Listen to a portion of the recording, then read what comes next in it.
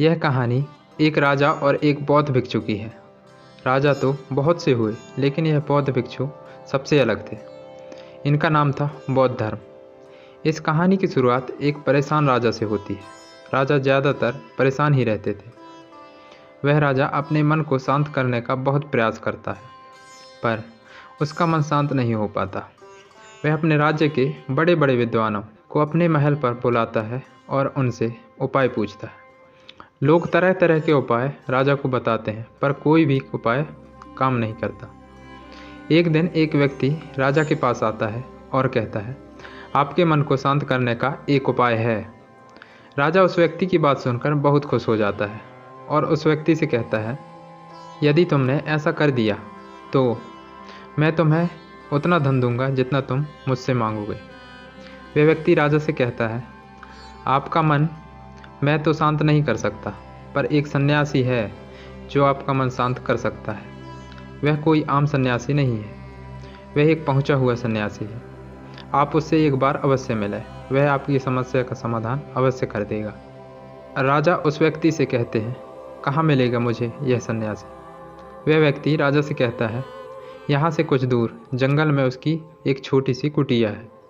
राजा अपने कुछ सैनिकों के साथ उस सन्यासी के पास पहुंचता है और बौद्ध धर्म से कहता है, मैंने सुना है आप बहुत पहुँचे हुए सन्यासी हैं।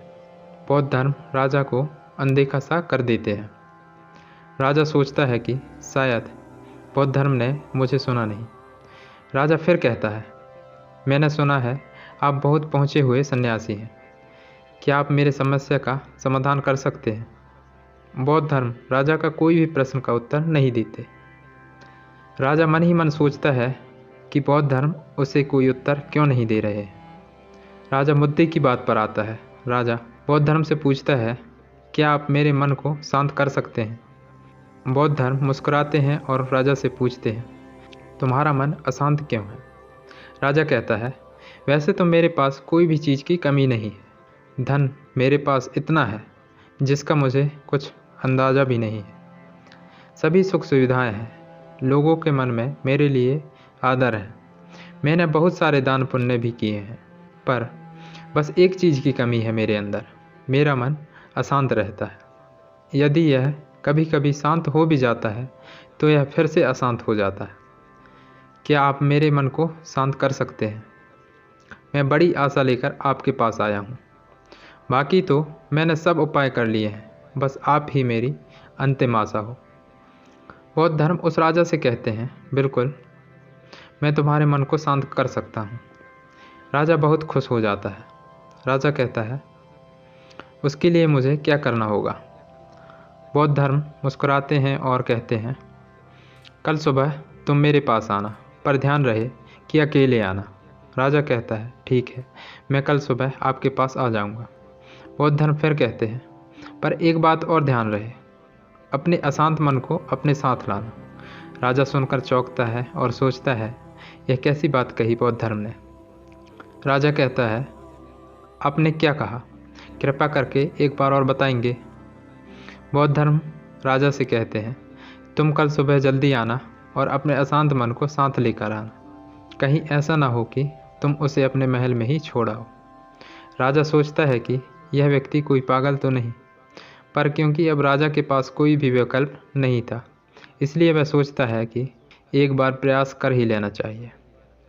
अगले दिन राजा अकेले सुबह सुबह बौद्ध धर्म के पास पहुंचता है और कहता है, मैं आ गया।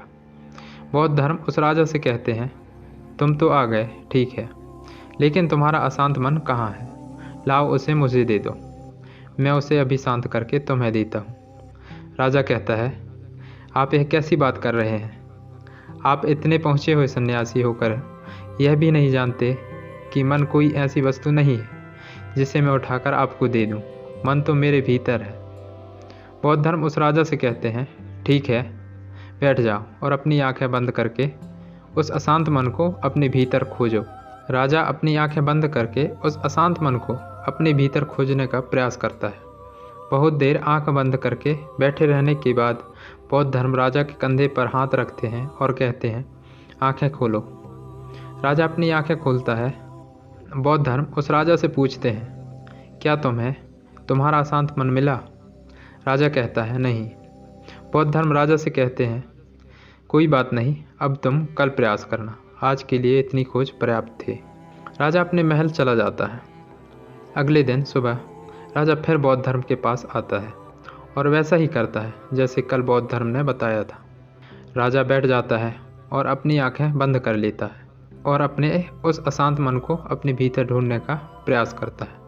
बहुत देर तक राजा बैठा रहा। बौद्ध धर्म फिर से राजा के कंधे पर हाथ रखते हैं और कहते हैं क्या तुम्हें तुम्हारा अशांत मन मिला? राजा बड़ी शांत आवाज़ में बौद्ध धर्म से कहता है नहीं।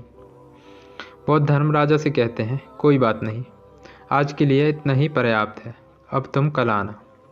अगले दिन सुबह राजा फिर बौद्ध धर्म के पास आया और वैसा ही करता है जैसे पूरे 2 दिन से कर रहा था। राजा बैठता है और अपनी आंखें बंद करता है और अपने उस अशांत मन को ढूंढने का प्रयास करता है। इस बार बौद्ध धर्म राजा के कंधे पर हाथ रखकर उसकी आंखें नहीं खुलवाते। राजा बस अपनी आंखों को बंद करके बैठा रहता है। काफ़ी समय बीत जाता है। बौद्ध धर्म राजा के पास ही बैठे रहते हैं।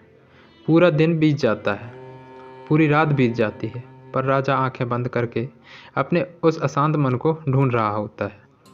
अगले दिन सुबह राजा की आंखें खुलती हैं और जैसे ही राजा की आंखें खुलती है, राजा अपने सिर को बौद्ध धर्म के चरणों में रख देता है और कहता है मुझे मेरा अशांत मन तो नहीं मिला, पर वह शांति ज़रूर मिल गई जिसकी तलाश में मैं अब तक भटक रहा था।